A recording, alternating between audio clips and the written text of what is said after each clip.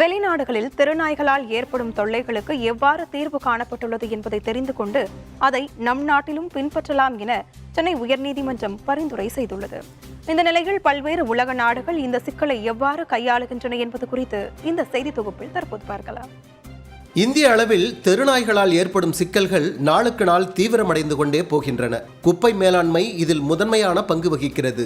குப்பை தொட்டிகளை முறையாக கையாளாததால் அவற்றை சார்ந்து வாழும் தெருநாய்களின் எண்ணிக்கையும் கூடிக்கொண்டே செல்கிறது. ஆனால் தெருநாய்களை கையாள்வதில் பல்வேறு உலக நாடுகள் மிக கடுமையான ஒழுங்குமுறைகள், மனிதநேய அணுகுமுறைகள் மற்றும் சமூக பங்கேற்புடன் கூடிய நடவடிக்கைகளை மேற்கொள்கின்றன. இருப்பினும் எதிர்கொள்ள முடியாத நேரங்களில் நாய்களை கொல்லவும் ஒப்புதல் அளிக்கப்படுகிறது. அமெரிக்காவில் உள்ளூர் தங்குமிடங்கள் மற்றும் தனியார் மீட்பு நிறுவனங்கள் தெருநாய் சிக்கல்களை தீர்ப்பதில் முதன்மையான பங்கு வகிக்கின்றன. ஆனால் தத்தெடுப்பு குறைவாக இருக்கும்போது நாய்களுக்கான தங்குமிடங்கள் நிரம்பி வழிகின்றன. சில இடங்களில் நாய்கள் கொல்லப்படுவதும் தவிர்க்க முடியாததாக இருக்கிறது. சில இடங்களில் நாய்களை பிடித்து கருத்தடை செய்து விடுவிக்கும் டிராப் நியூச்சர் ரிட்டர்ன் என்கிற திட்டங்கள் வெற்றிகரமாக செயல்பாட்டில் இருக்கின்றன. ஐரோப்பாவில் ஒரு காலத்தில் தெருநாய் தொல்லைகள் கடுமையாக இருந்த காலம் உண்டு.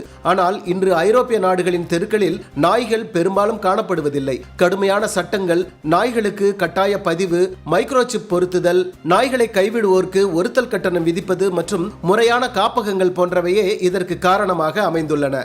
ஜெர்மனி, பெல்ஜியம், பிரான்ஸ் போன்ற நாடுகள் கருத்தடை, மைக்ரோசிப் பொருத்துதல் மற்றும் வீட்டில் வளர்க்கப்படும் விலங்குகளுக்கு கட்டாய பதிவு ஆகியவற்றை கட்டாயமாக்கி இருக்கின்றன. பிரான்சில் நாயை வளர்த்து பிறகு அவற்றை கைவிட்டால் 45,000 யூரோ வரை ஒருத்தல் கட்டணம் விதிக்கப்படுகிறது. அங்கு தெருநாய்கள் பெரும்பாலும் தத்தெடுக்கப்படுகின்றன.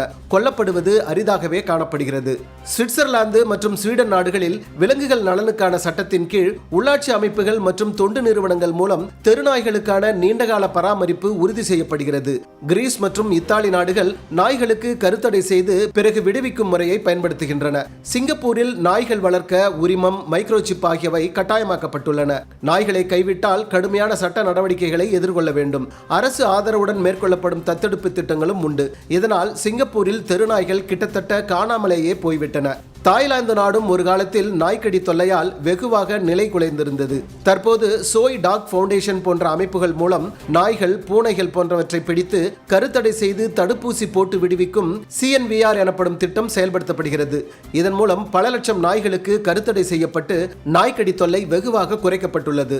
தமிழ்நாடு உட்பட இந்தியா முழுவதும் உள்ள அனைத்து மாநிலங்களும் உலக நாடுகள் பின்பற்றிய இத்தகைய திட்டங்களையும் செயல்முறைகளையும் பின்பற்றினால் நாய் தொல்லைகள் இல்லாமல் தெருக்கள் பாதுகாப்பாக மாறும். இதற்கு அரசு மட்டுமல்லாது நாய்கள் மீது பரிவு காட்டுவோரும் பொறுப்புடன் நடந்து கொள்ள முன்வர வேண்டும் என்பதே மக்களின் வேண்டுகோளாக இருக்கிறது. வேந்தர் செய்திகளுக்காக சென்னையிலிருந்து முகிலன்.